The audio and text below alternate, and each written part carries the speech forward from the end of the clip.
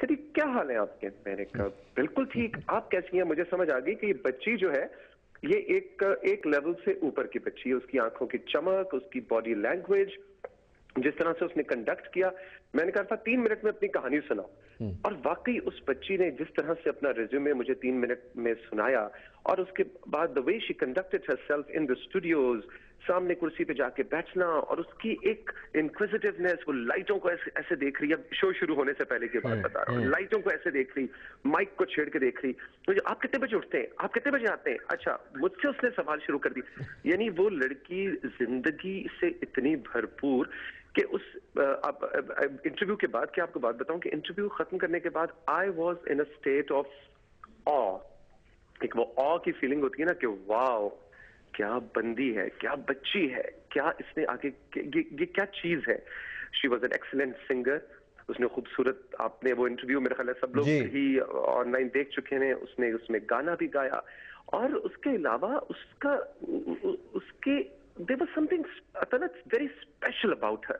वो कोई आम जहन, आम ब्रेन, आम नफ्सियात, आम जज्बात रखे हुए इंसान नहीं था।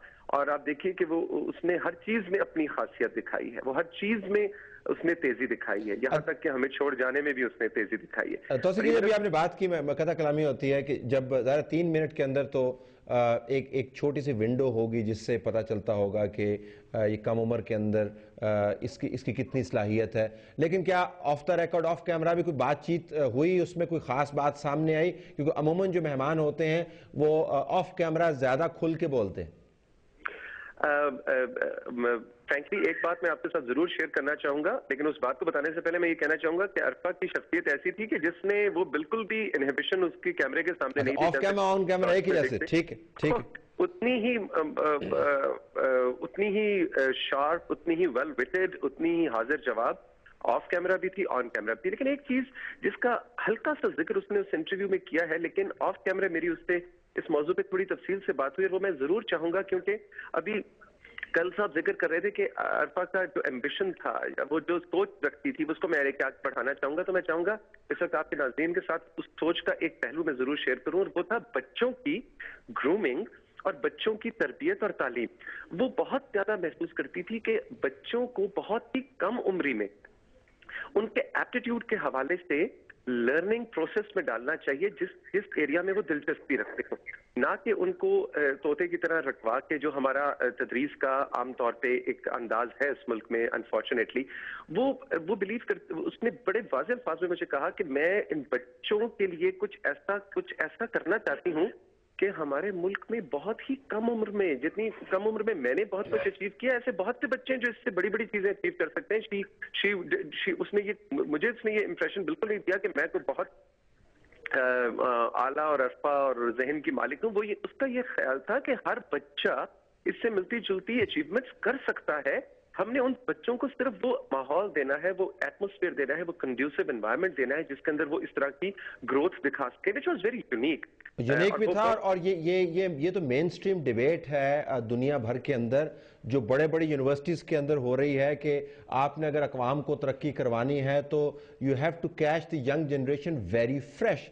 अगर आपने उनको म्यूज़िक जीनियस बनाना है, स्पोर्ट्स पर्सन बनाना है, एथलेटिक्स में करवाना है, साइंस एंड टेक्नोलॉजी, तो आपको तो उनको असल में तो माहौल 3 साल के बाद ही बना देना चाहिए, और उस वक्त ट्रेनिंग होती है। This was the main stream debate. तो सिक्स स्टे विद मी, मैं जरा कर्नल साहब को दोबारा डिबेट में लाना चाहूंगा। कर्नल साहब, ये बताइएगा आपने कब डिस्कवर किया कि आपके घर में खुदा की खास नेमत आई है?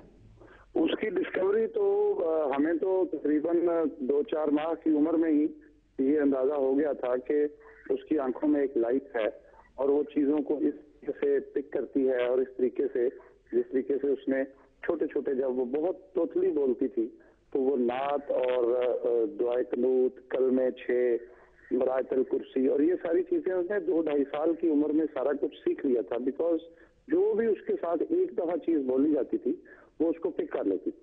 और जिस तरह अभी बात हो रही थी, मैं वहां सुन रहा था आपको, कि उसकी पहचान तो आईटी बनी, माइक्रोसॉफ्ट सर्टिफाइड प्रोफेशनल होना बनी, लेकिन actually she was a multifaceted personality. उसके अंदर पोएट्री का होना, उसको म्यूजिक की समझ होना, उसको मार्फत का, आरफाना कलाम का समझ होना, उसके अंदर ये लगन होना कि मैंने गांव के बच्चों के लिए कुछ करना है, मैंने देहात में जाके कुछ करना है, ये इतनी मल्टी डायरेक्शनल पर्सनैलिटीज हैं कि हर पर्सनैलिटी हर फेसेट जो है उसकी लाइफ का इट रिक्वायर्स।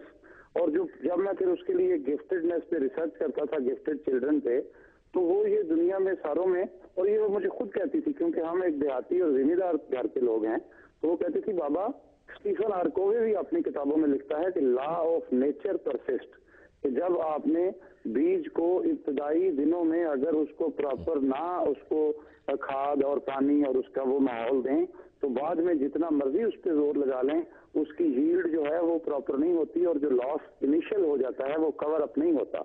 एंड बीइंग जिम्मेदार, ये मैं चीज को बिल्कुल इसको सर्टिफाई करता हूँ।